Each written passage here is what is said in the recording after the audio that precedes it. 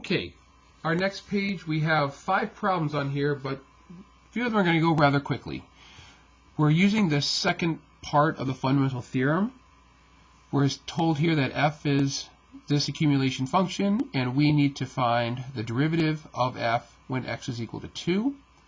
Right, so if we want f prime of x, right, we know that we're going to use the second part of the fundamental theorem, which means that we're going to take that upper bound and we're going to place it in for t. We're just going to be careful. This is an inner function, so as we derive, that means we need the chain rule. So we're going to derive the outer, right, which means, and again, when we derive the accumulation function, the format in here stays, so the square root, and then we've got the square and the minus. But we're going to derive the outer with respect to the inner. The inner function is 2x, so we'll have 2x where both of the t's are. And then we're going to multiply this by the derivative of the inner function, and the derivative of 2x is 2. So there's our f prime. Now we need f prime of 2. So that will be the square root of 2 times 2 is 4. So we have 4 squared minus 4, and then times 2. Obviously 4 squared is 16. 16 minus 4 is 12. So we have 12 under the radical and 2 not under the radical. So our answer is C. More of the same for number 12. This time, though, we just have the square root of t dt in the integrand, and our accumulation function, we see the inner function of x squared in the upper bound. So for f prime, we will replace the t with x squared, and then we're going to multiply this by the derivative of the inner function, which is 2x. The square root of x squared we know to be x, so we have x times 2x. So our answer is D.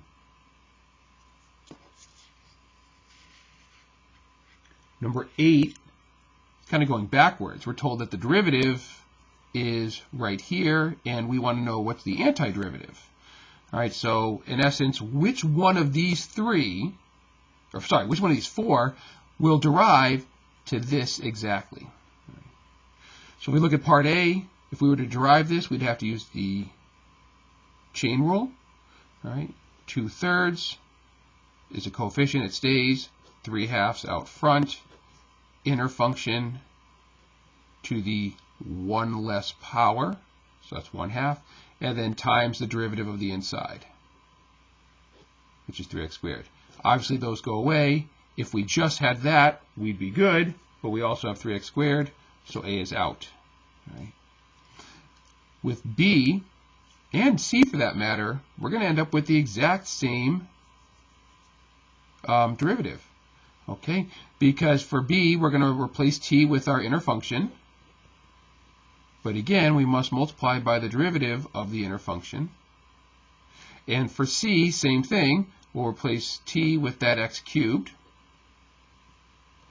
But again, we need to multiply by the derivative of the inner function, right? Because it is a chain rule. So all 3 of A, B, and C will derive to the same expression. So by default, that means that D is our answer, but additionally, there is no chain rule this time, so it's just a pure substitution, and that's where we get our 1 plus x cubed. 14 is a bit more challenging here. We're given the function g, and we're asked on which of the following intervals is g decreasing. Right? We know that g is decreasing when g prime is negative. So we need negative, values. Yeah, we need negative values for this, the first derivative, obviously, but we need the first derivative. All right? Using our fundamental theorem, we can get that rather quickly. Because the upper bound is just x,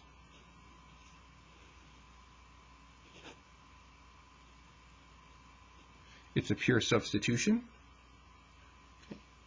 Now we need to figure out when this is less than 0. Well,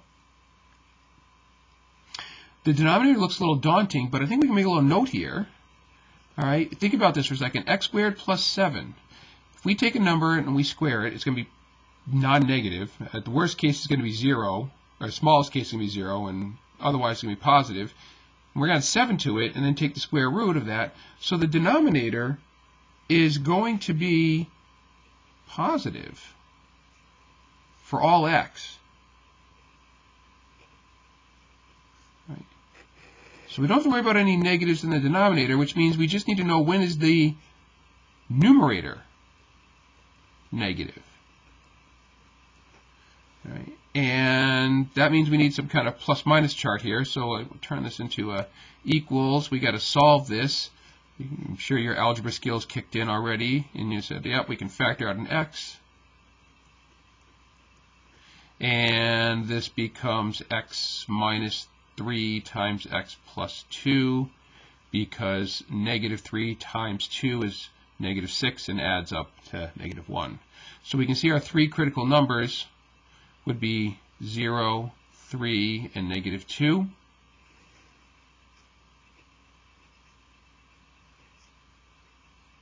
So we'll place those on the number line, and now we have to check out some test values. So if we pick, let's say, negative 3 over here, and we plug it into the first derivative, negative 3 times negative 6 times negative 1, that's 1, 2, 3 negative values multiplied together.